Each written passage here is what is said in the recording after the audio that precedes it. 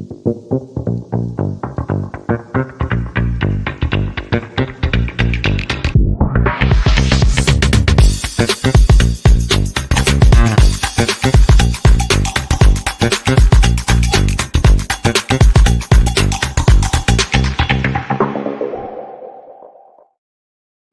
may live over 5,000 miles from Lincoln Financial Field, but what we lack in proximity, we make up for in film study. And each and every week, we'll be bringing you breakdowns loosely based on film study from across the pond in the Sooner State.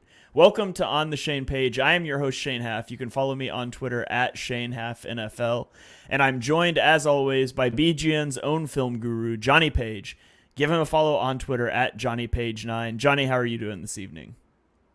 I'm very good. We were saying off air, this is like one of the episodes I've been the most excited about because there are many things I can do from London, but watching training footage is not one of them.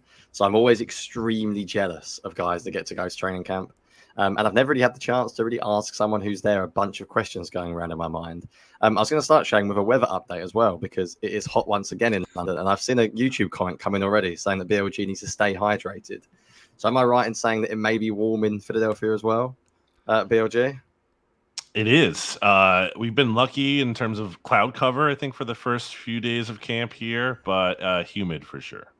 Oh, there we go. That was my terrible way of introducing the guest as well, Shane. Shall I leave it to you to do the formal introduction now before I waffle about weather again?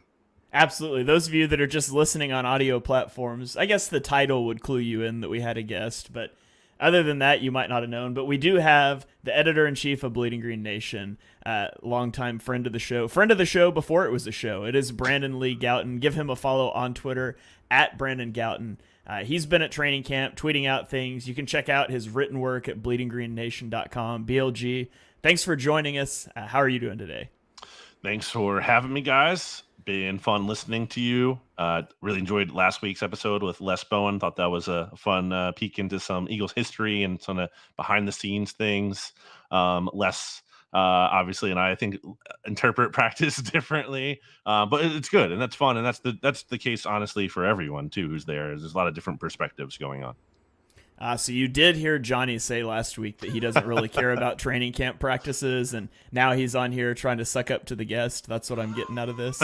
No, wait. There's pads. There is a difference. When the pads come out, then right. it's when the rookie mini camps. It's like the April, May stuff that I can't buy. But no, now the pads are on. Like I'm fine. So that's why it's perfect timing. I tweeted this yesterday. I think certain training camp reports I find really interesting. There are certain things that I care about. Let's put it that way. There are things that I care about and there are things that I don't. Like if Brandon Graham's not having a great camp, couldn't care less. He's been there 15 years. He doesn't need to. He's probably not trying as hard as a young guy.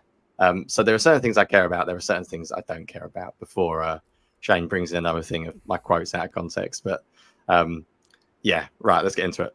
Speaking of Brandon Graham, I love the tweet that went out with the video of Brandon Graham and Nolan Smith running.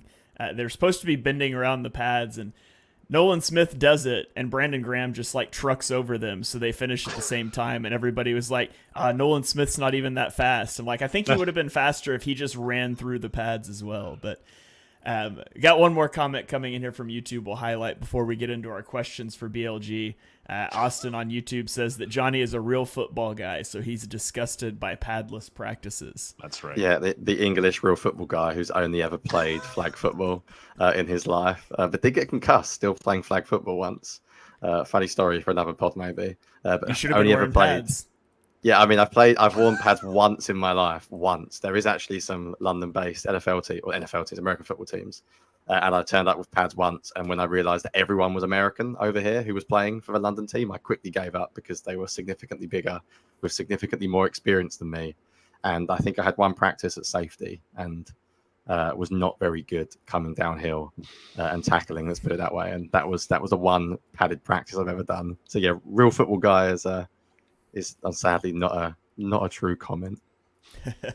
All right. Well, without any more waffling about, let's get into the real reason we're here today. And it's because there's no all 22 of training camp practices, so we've got to rely on the guys that are there. And so enter Brandon. And Brandon, we've got some questions we want to ask you about what you've been seeing at training camp. And obviously feel free to just jump script and talk about anything that you've seen that sticks out as well. But My first question relates to the offense, and I think there's a lot of eyes on the offense. Obviously, there's the transition from Brian Johnson / Nick Sirianni, whoever was responsible for that disaster, to Kellen Moore, who has allegedly been brought in to run the offense without a lot of input from Nick Sirianni. So what's the biggest difference you've seen so far between what we saw last year from the offense and what Kellen Moore's been installing in training camp? Pre-snap motion. They did it. They finally did it. The season is saved. The Eagles are going to go undefeated this year. You can cut that and, play it, Shane, out of context, I'm sure, anytime the Eagles lose their first game. No, all jokes aside, pre-snap motion has been present in a very, not just like, for the sake of it, but in a useful way. That and also tempo. I think those were the first two things that really stood out to me, especially the first 2 days.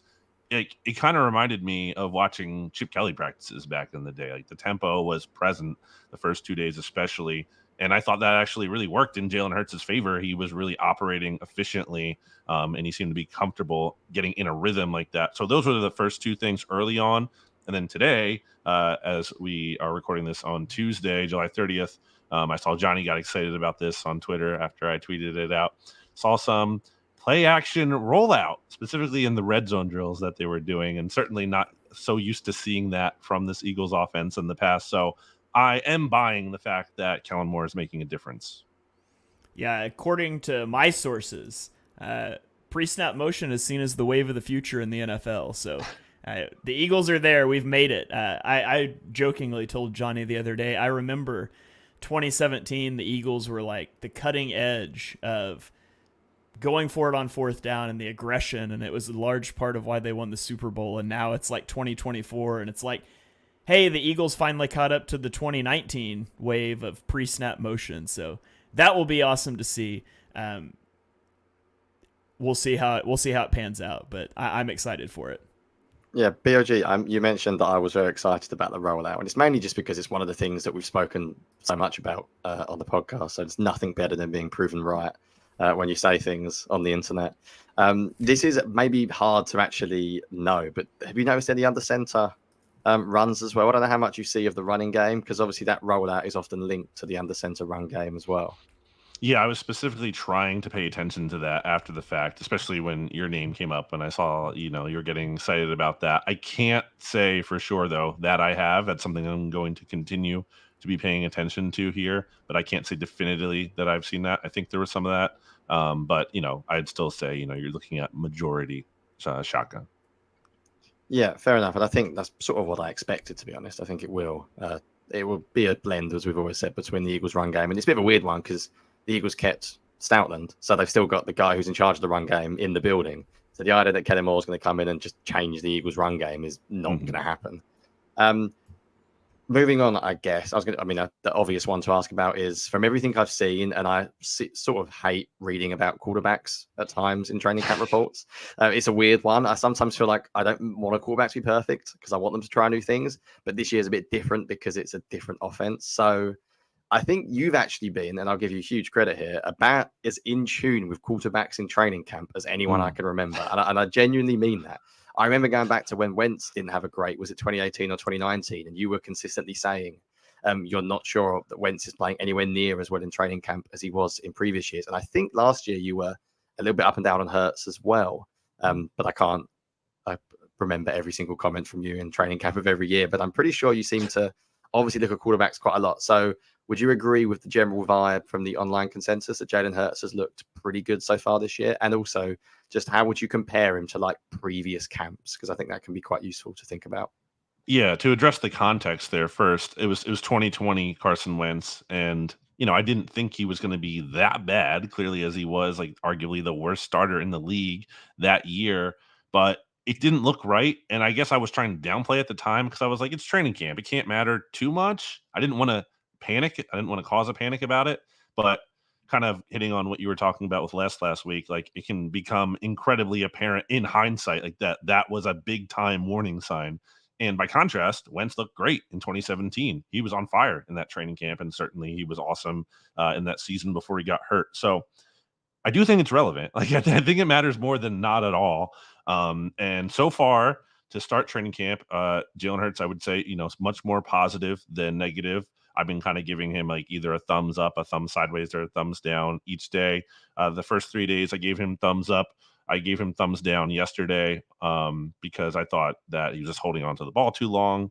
There's some more of a mixed bag today. Probably go thumb sideways. If not rendered the final verdict that everyone will be waiting on with bated breath. You can check that out at Bleeding Green Nation on my practice notes once those are posted later today. But I think overall, especially the first 2 days, they were just so encouraging why he looked good. It wasn't just like, oh, he's good, that's great. It's how he looked good. And that was, again, because he was operating in that tempo. He was making quick decisions. He wasn't holding on to the ball forever. His accuracy this entire camp has been pretty good. Now, the past couple of days, there has been a little bit more of holding the ball. I think part of that is the defensive line has really been shining the past couple of days, and especially on Monday when Lane Johnson and Tyler Steen weren't there. So you had Mekhi Becton at right guard, and then Fred Johnson at right tackle. So, the defensive line is getting kind of a advantage there with 2 projected backups, although we'll see on Becton in the mix there. So, I think overall, I've been pretty impressed with Jalen Hurts. It took until practice 5 for him to have a turnover-worthy kind of throw. He threw right at Keely Ringo today. Ringo couldn't catch it. But that was like the first time legitimately the ball has been in harm's way. So I like the fact that the turnovers are down. I like that the decision-making has generally been good and efficient. I like that the accuracy has been there. So I'm overall encouraged. We got a comment coming in here from YouTube. Mr. Crockpot wants to know if it's fair to lock in Mekhi Becton as the starting right guard for week 1. And I want to get your take on that, but also too, just on the offensive line as a whole. Jason Kelce retires, so you're shifting Cam Jurgens into center. Mekhi Becton has been playing at right guard, which is interesting because he's 4 inches taller and 60 pounds heavier than Cam Jurgens, who was the right guard last year. So it would definitely be like a change in physicality. But overall, how has the offensive line looked, and what is specifically your take on Jurgens at center and who the starting right guard will be? Yeah, I'm not ready by any means to lock in Mekhi Becton. We'll see when Tyler Steen comes back from this ankle injury that he suffered on Saturday. The report is that he might only miss a few days. If that's the case, maybe he'll be back on Thursday's practice at the link at night. He obviously missed Monday and Tuesday here, and that's not ideal for someone competing for the starting job, but it's not enough to definitely kind of put him out of that mix for good. If he comes back, I'm guessing he's still going to get the first team reps. And I don't think Becton has run away with the job. I think Becton, there's some intriguing things about him. There was a play today where Jurgens and him teamed up to kind of like steamroll Marlon Tuipulotu, who's been like a good run defender at times in the middle there. And that got former NFL player, former Eagle Barrett Brooks, obviously he's in the Philly media scene. That got him really excited on the sideline. I noticed that. He was talking about that. I was talking about that with him. So there's been some positive things. I've also seen the fact that overall the offensive line struggled on Monday, and Becton was part of that. That might not be all him, but it's not like the greatest coincidence going on there. And then today, I don't know how much of this is just Jalen Carter is awesome, which he is. I mean, there were times where Jalen Carter was like ragdolling Mekhi Becton. Again, like Jalen Carter is incredibly powerful, and he might do that to like some of the best guards in the league. I saw him bulldoze Joel Bitonio when the Browns came to practice last year. Like that was eye-opening. So some of that's just Jalen Carter. But yeah, long-winded way here of saying I don't think Becton is a lock to start by any means. And Jurgens specifically, like I haven't keyed on him as much. It's just, there's so many players I haven't like keyed in on him yet. But kind of talking to my good friend Jimmy Kemsky so far, there was one day where he thought Jurgens was like the MVP, like we do MVP, LVP, play of the day standings, which we typically do for the podcast, which is not active right now, but we're still tracking them off air. And he had Jurgens as his MVP one day, but then the next day he had him as his LVP. So I think there's kind of been ups and downs there. Stuck down, BLG, not tracking every single player on every single play every day for the listeners. How dare you not have strong opinions, BLG, after the end of July on every player. The way the questions are done, we'll do offense and defense. I'm going to stick with the offense a little bit longer, actually, because I think there's a few things we maybe didn't hit before we roll over. The other big talking point about Kellen Moore's offense has been the use of wide receivers. And I guess that's something you can see at training camp. So is it fair to say, are you buying the hype that sort of everyone's lining up a little bit of everywhere? It's not just sort of AJ Brown outside and Devontae Smith outside. And also on that, is there like another receiver that's impressed you a lot? Because I think it's quite an interesting rotation at that position. Is there anyone that's like an early winner for like the wide receiver 3 position currently? Yeah, on the wide receiver usage, I mean, Avonte Maddox said it after practice on Monday. He said, like, I'm seeing these guys move around a lot more. And I don't, if I'm not mistaken, I don't think that was like a leading question. And then he specifically said he's seen Devontae Smith like one-on-one a lot more matched up against him. So, the proof is in the pudding when the player is saying it right there. So I do buy that being a thing, which was kind of been observed. And also not just Avonte Maddox, but coaches Nick Sirianni, Kellen Moore, I think I've touched on that too. So I am buying that. I'm not really buying a runaway favorite by any means yet for that wide receiver 3 job. Paris Campbell has been pretty reliable, I feel like, when the ball has been thrown his way, but hasn't done anything too exceptional by any means. He did beat Darius Slay down the field for a one-on-one rep, I think, over the weekend, and that was nice. But otherwise, hasn't been really flashy, kind of just been solid. John Ross has been getting a decent amount of time with the first-team offense. He's had a couple good catches here and there, but again, nothing head and shoulders above Paris Campbell.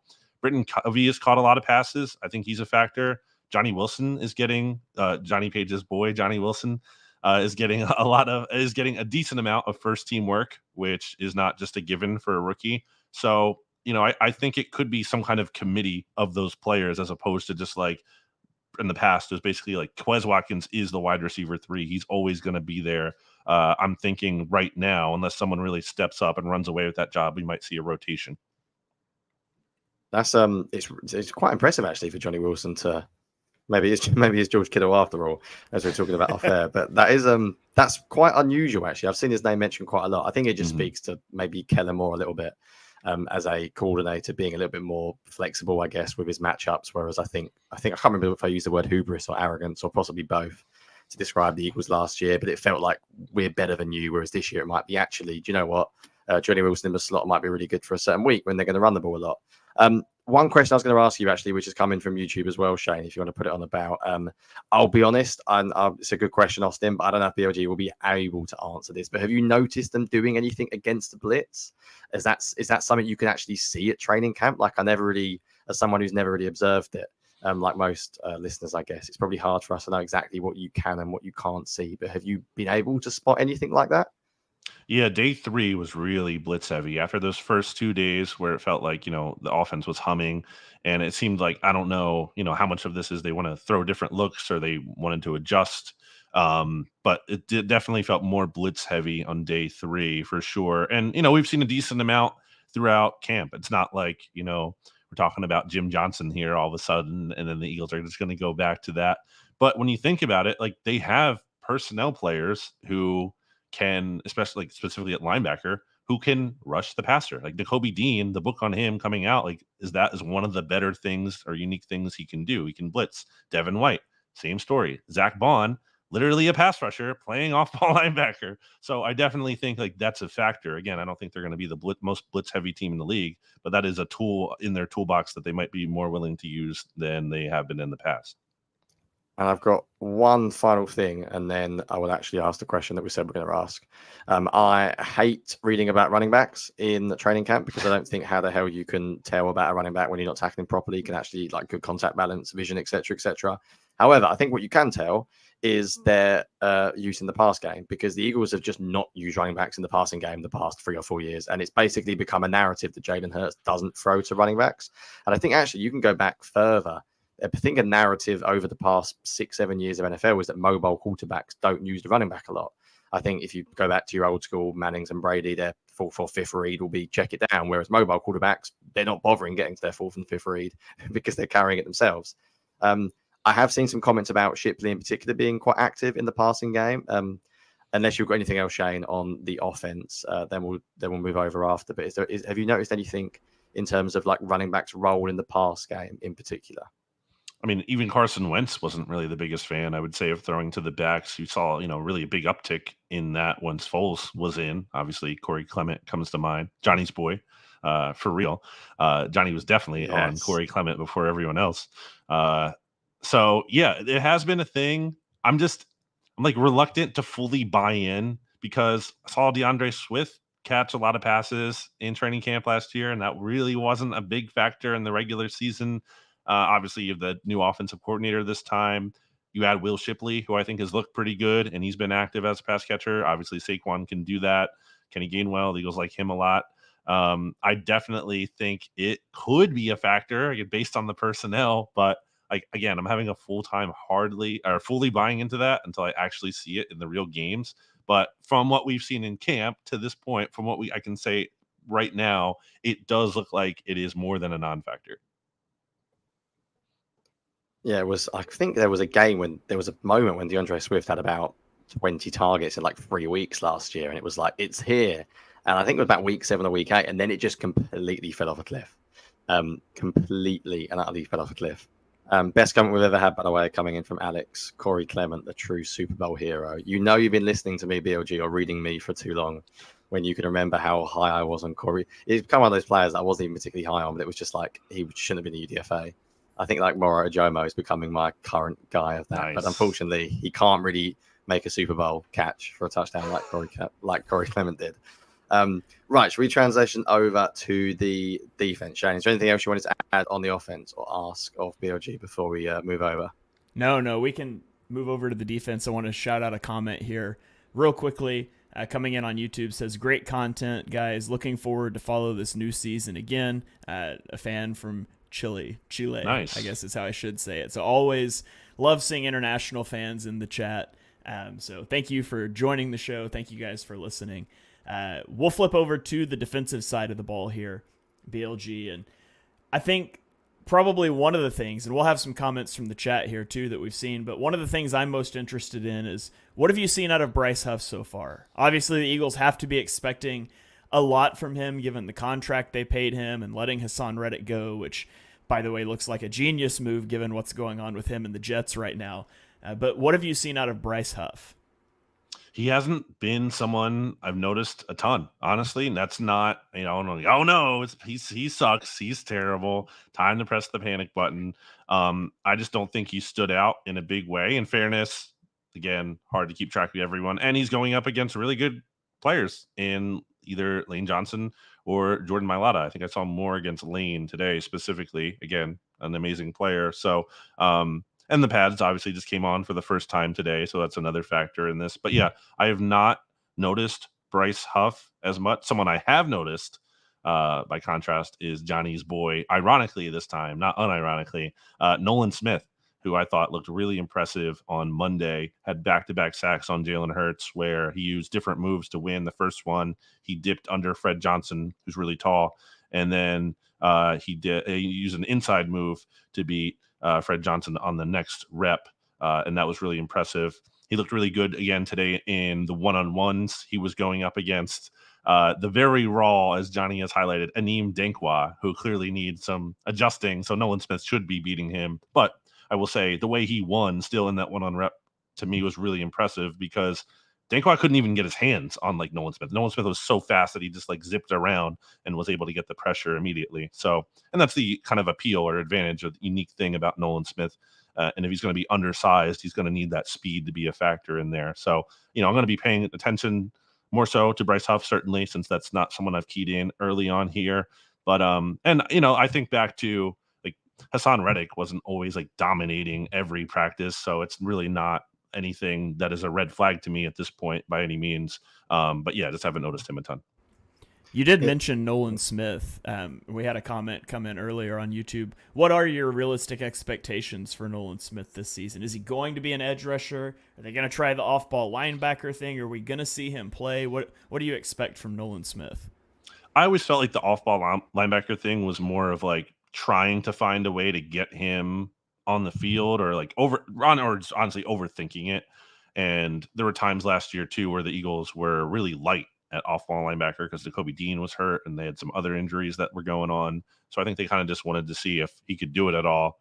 But I think we're really only seeing him used as an edge rusher here. And I think that's what he should do. I like Nolan Smith.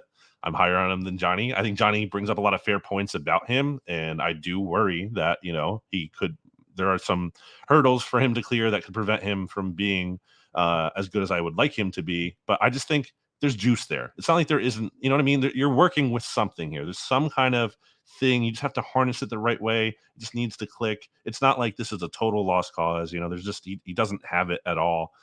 So I'm intrigued. I think, the realistic expectation, to answer the question, is he's going to be a rotational edge player. I mean, if Nolan Smith can give you like 6 sacks this year, I think anyone would say that's a pretty like great season.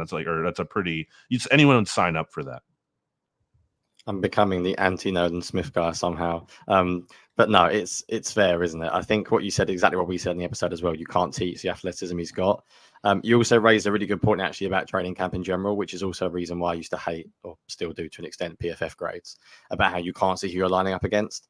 So Bryce Huff is struggling against Lane Johnson and Jordan Mailata. It's like, yeah, guess what? Basically 99% of edge rushers struggle against Lane Johnson in particular.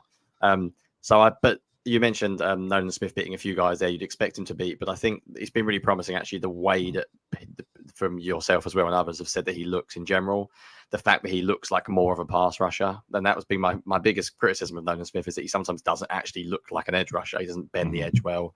And even that stupid training camp clip with him, you mentioned, Shane, where he's running around with Brandon Graham, even that, as much as like it's a little bit of a joke and it's quite fun, that still showed me something. Like when you watch a guy in shorts being able to bend like that, it's like, well, he can do it. Whether he can do it in a game yet is down to the coaches to get him there. But it's not like he physically can't do it. Like if you put a camera on me and told me to run around here, you wouldn't physically move that way. Like normal human beings don't. So he's obviously a really good athlete. And it's pretty impressive that we're hearing him, or the way you're talking about him anyway, does have me a little bit more excited. Oh, here we go. Yeah, this is the clip if you're watching online. Like, it is a brilliant clip because I love people tweeting me saying, should we be worried that Nolan Smith is not beating Brandon Graham? Just watch the way they move.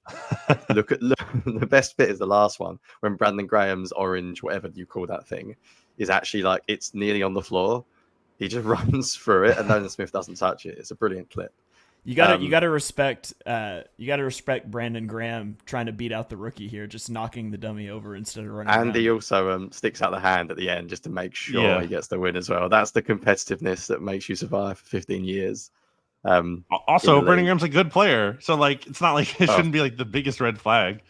Yeah, Brandon Graham is one of the best Eagles pass rushers of all time. You've mentioned Jalen Carter sort of flying as well, and to be honest, I think defensive lineman's one of those positions where someone like a Jordan Davis, I've also read good things about, but I always find it hard to look at run game in preseason and it as well training camp. I think that's something that you need to see sort of down in, down out consistency. I think one thing we can learn a little bit about is about the linebacker rotation, because that has really surprised me. From what I've read, and I guess you're not going to change anything here, it looks like, who is it? Zach Bourne and Devin White are the first two guys up. Has Nakobe Dean been like on a pitch count, or is there reasons why you think that might be? But what have you seen from like the linebackers in general, I guess, as well? Just your general thoughts on that position. Yeah, so out of the 5 practices we've watched so far, Zach Bond and Devin White have been the first team linebackers first up every single day. And I, emphasize that because the cornerbacks, they've been mixing a little bit here. First day it was Isaiah Rodgers and Darius Slay, the first set of first team 11-on-11 defense. And then it was Ringo the next 3 days. Today it was Rodgers again.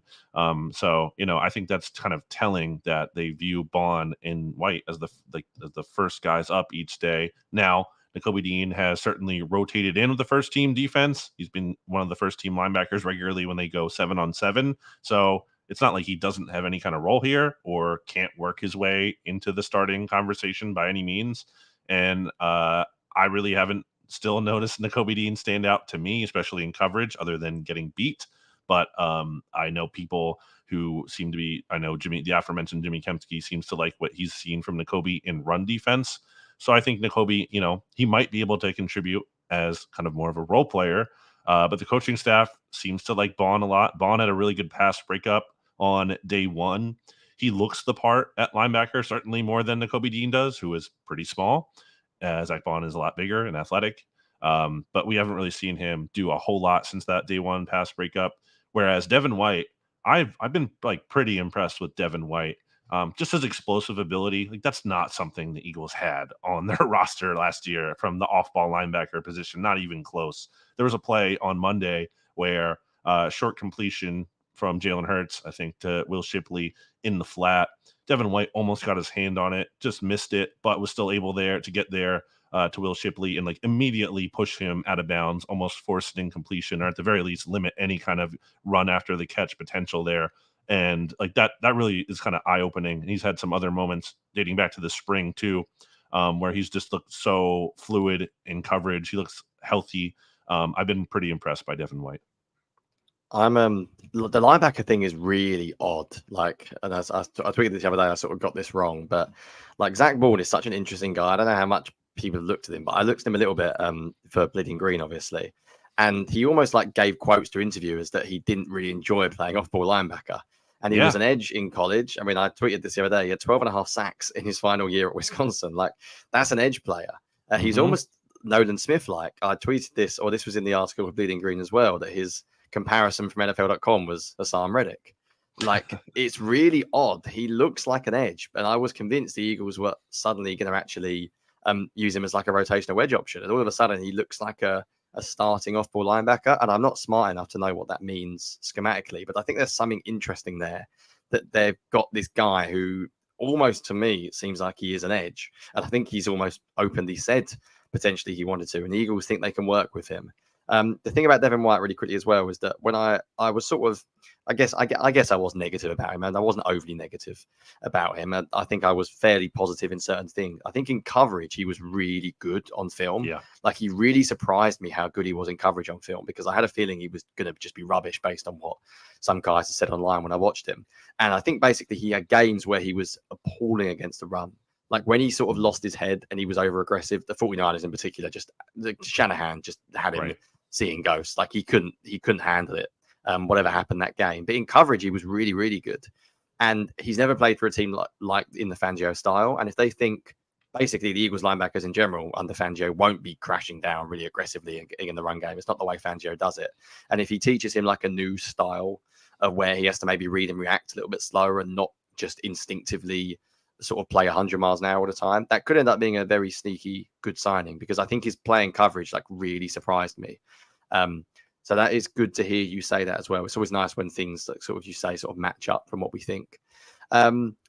Let's move on to the secondary then. Shane, I'll take the next question as well. So the secondary is probably the most interesting positional group of anything on the Eagles, I would say. Cooper DeJean being injured sucks, because I think he's missing really valuable reps at the moment. I imagine you agree. Sort of what's happening? Okay, a very vague question. Just tell me about the secondary. But what is happening rotation-wise then? It seems like, from what I'm reading, maybe Ringo and Slay are the top two currently, and Mitchell is sort of moving in as a nickel. Is that sort of what you are seeing as well? Yeah, there's a lot of moving pieces here. On DeJean, it's a significant like blow to his development. He's going to miss somewhere, if the timeline that was listed is accurate, about like 11 practices or so. That might include their only joint training camp practice this summer, which is against the Patriots. Like, that's a lot of missed time.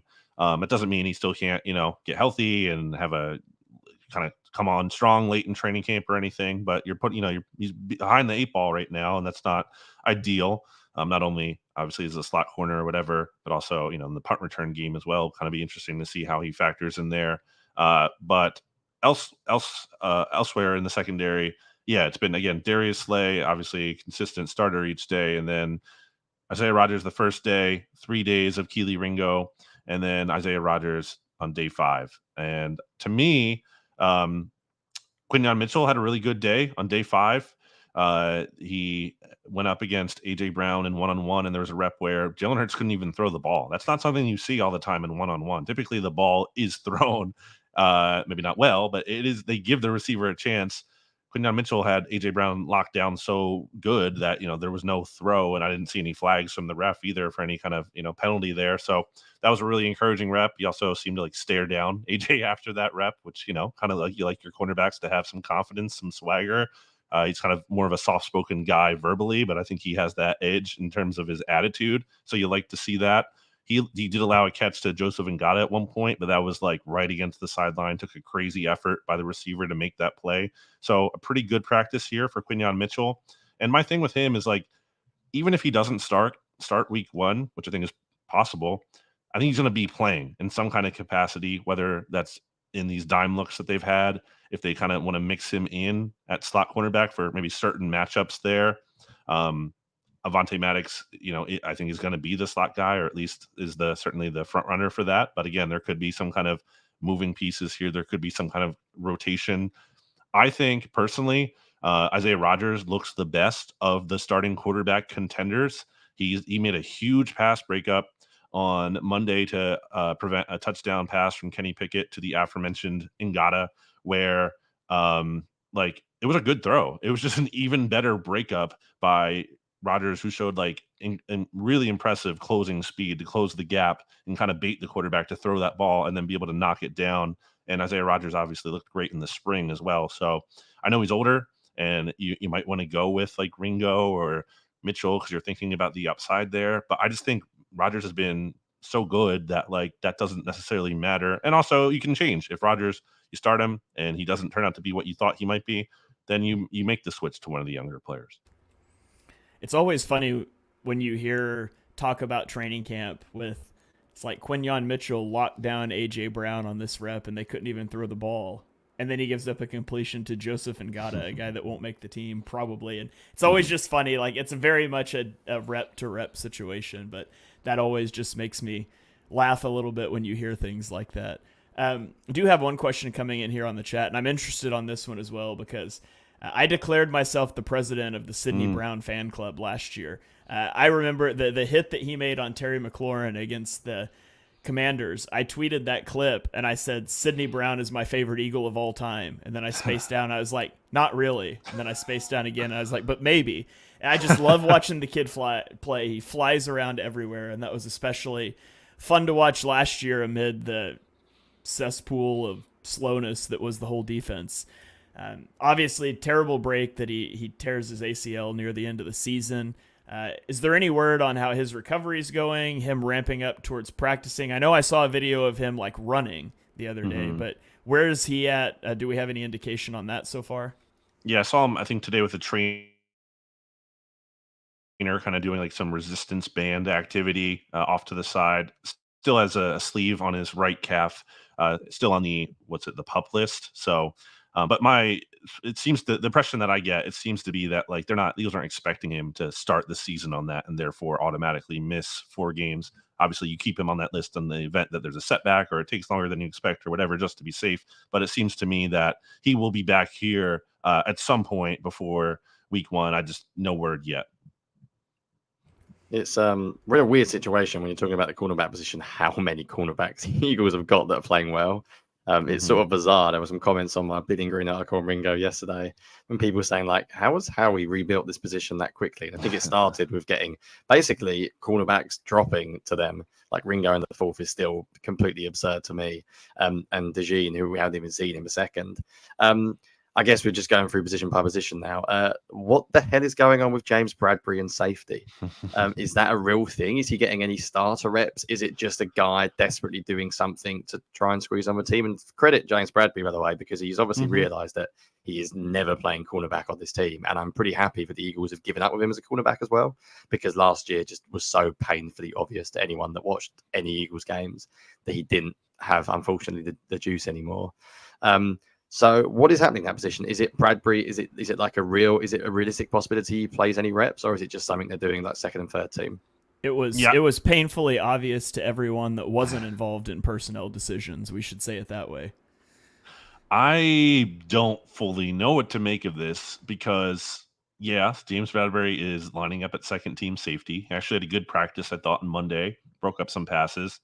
But okay, I know James Bradbury can, have some success in coverage. Obviously didn't last year so much, but we've seen him do that before. That's not new, although in a new role. But the question is the tackling. Can he you need your safeties kind of to be able to tackle, and especially in the open field. So that is still very much a question mark. And I also just there's a question here.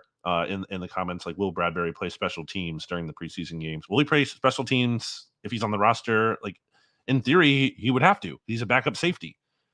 You need your players to kind of do that. So I don't really know about his roster fit here. I still think the Eagles would kind of prefer, in a realistic, perfect world, that some team comes calling for him. And again, you're not going to get some kind of king's ransom by any means, but you get something for him, a team that's desperate at cornerback, having a lot of quarterback injuries, whatever. And now you can maybe be like, hey, you can play safety too, which I don't know how many teams would buy, but in theory, you could pitch that a little bit. And it could really only help his value, I guess, in theory. So yeah, I just don't truly buy that he's going to be here on this roster until it actually happens. Yeah, you mentioned the run defense, like Fangio style defense. I just don't get it. Like, fair play to Bradbury if he wants to try and do something to keep his position. Just quickly on safeties as well. Obviously, has Chauncey Gardner-Johnson looked as good as he was pre-injury? Because I know he didn't play a lot actually last year.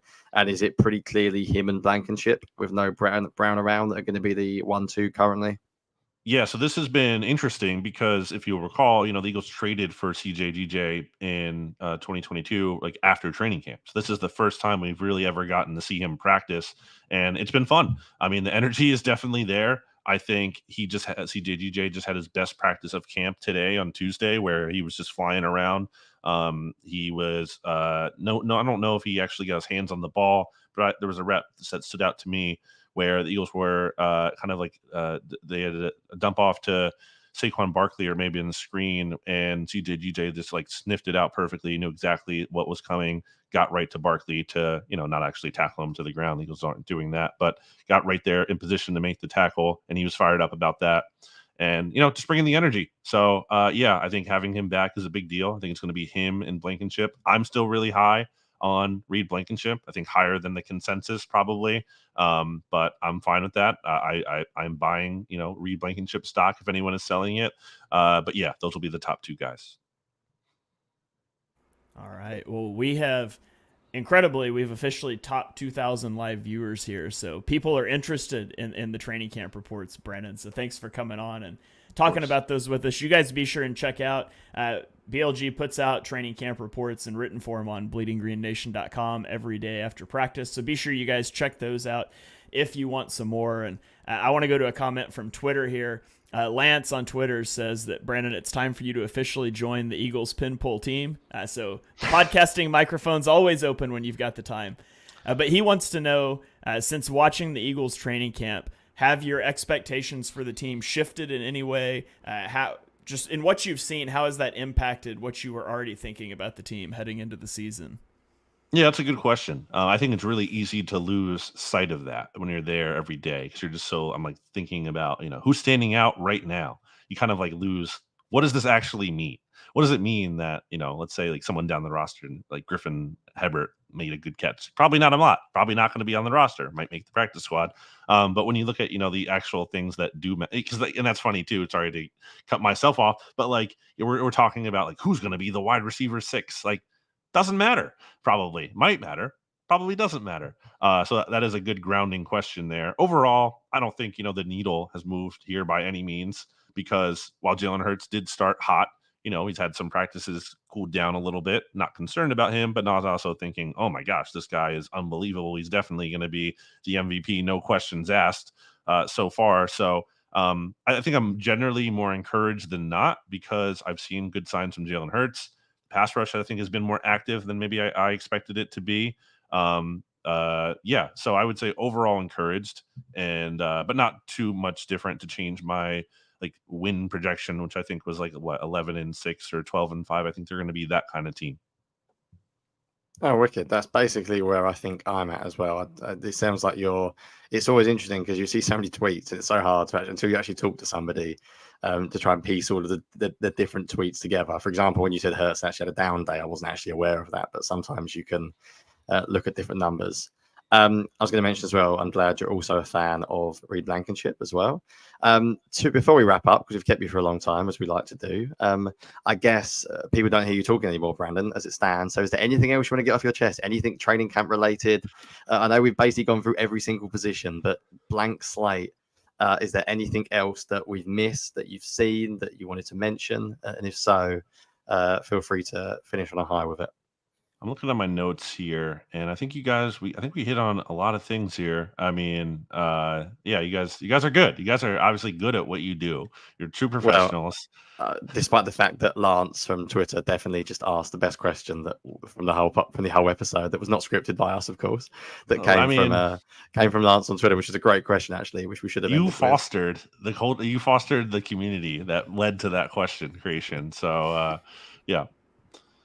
All right, wicked. I think we'll leave it there. I'll leave it as always to Shane do the official bit because I have no idea how the official. Oh, sorry, I do have There one we more go. thing. I We lied. do have one nugget to end on. There you go. Jalen Carter. I mean, again, I think maybe I already mentioned this at the top, but I mean, he was like today, especially just insane. Again, like ragdolling Mekhi Becton. Mekhi Becton is huge. Jalen Carter is just throwing him aside. I think, Jonny, your take on this, I think you should deserve, if Jalen Carter wins Defensive Player of the Year, I think you should get the most credit, and then Jalen Carter number 2. Yeah. Because, like, but I think, all jokes aside, like, I think you're hitting on a theme here. Like, Jalen Carter's underrated. I don't think anyone thinks Jalen Carter's bad, but I think they're thinking like he's this like good, like kind of no. Like we're not talking about a player who is like good, above average. We're talking about a player who is elite, who again before he kind of fell off and the whole defense fell off last year was, and this isn't hyperbole to say this, like on an Aaron Donald pace. Like he could be Aaron Donald. That is not off the table. That's not like a far-fetched thing to say. And I think people kind of almost miss that because like you're talking about what's important about this Eagles season. Oh, how Jalen Hurts, looks coming into a new offensive coordinator, and Kellen Moore, and can Nick Sirianni not screw it up, and Vic Fangio's here. Like Jalen Carter's name is not coming up, and like in the very big high level conversations that are happening around the team, and I think that's a mistake. I think he should be. I'm so glad, Shane, that I threw in the Jalen Carter Defensive Rookie of the Year comment on the podcast. Now I've tweeted it. I've got it in an article. I have tweeted it, and I've said it on here. So when he eventually wins it, and I genuinely, I'm not one for predictions that I've said it before on here that he was the second best defensive tackle I've ever scouted since Aaron Donald. And I think some of the things he put on tape as a rookie are nuts. And it feels like the wider and the general NFL media has not sort of caught on to it at all yet. Brandon, you're right. I think Eagles fans still are maybe not as high on him as they should be, weirdly. Yeah. But I think the general consensus, like NFL media, is nowhere near ready for. I think if he's fully healthy and he's ready to go, and I think conditioning was a problem, and I think if it's not, and let's be honest, players probably know where the season was going last year, and he maybe wasn't as motivated at the end of the year as he was at the start. But if he plays like I'm sort of expecting, he could have an absolutely incredible season, maybe like we haven't seen, like maybe even better than like prime Fletcher Cox, who was also one of the best tackles that I've scouted actually. But I think his talent is on another level, which is pretty incredible to say considering how good Cox was for a number of years. Anything else you want to add, Shane, or shall I leave you to wrap it up? But it ended on a lovely nugget there, so we can now add Brandon to the Carter for Defensive Player of the Year campaign. Yeah, I mean, I have to jump on the Jalen Carter hype train too, I guess. Too late now. I've already called it. People always talk about the rookie wall, and he certainly hit that last year, but there's also the Matt Patricia wall of it all. So he got hit with that double whammy, and, I certainly, if he plays like he showed at the beginning of the season over the course of a whole season, he would have been the Defensive Rookie of the Year last year. And yeah, when you talk about the top defensive tackles in the NFL, obviously Aaron Donald's out of the picture, and I don't think Jalen Carter's going to have to do it and prove it before I would put him up there with guys like Chris Jones and Dexter Lawrence. But that's my tier 1, and I think Jalen Carter is absolutely in contention for the top of that tier 2 with guys like Quinnen Williams and Jeffrey Simmons. And I mean, I think that's where he's at, and I'm really excited to see what he brings to the table in year 2, particularly with not Matt Patricia. So, but anyways, I do think that's going to about wrap it up here. Thank you guys for joining us for this special edition training camp reactions with BLG. You guys know BLG. You love BLG. Go check out his work on bleedinggreennation.com. Tweet nice things to him. Maybe we'll get him back on the show a little bit down the road to do another check-in. BLG, we always enjoy having you on. You guys can also check out Chalk Talk. The first episode of that on the Eagles Pinpole Network feed dropped yesterday with Mark and I going through the NFC East and the NFC North, previewing those teams' upcoming seasons. We're going to do the same thing over the next few weeks. Jonny and I have some projects on the table here for the next couple weeks that we think you guys are really going to like for this show. And then we'll be into preseason film. we're building out towards the 6 shows a week. And so we're really excited about that. Be sure you're following along. If you're one of the live viewers here that has not subscribed to the podcast, please consider doing that. BLG, thanks for coming on. You guys check out his stuff. Give Jonny a follow on Twitter if you're not at JohnnyPage9. Brandon is at Brandon Gowton. I'm at Shane Half NFL, and we'll catch you guys next week for another episode of On the Shane Page.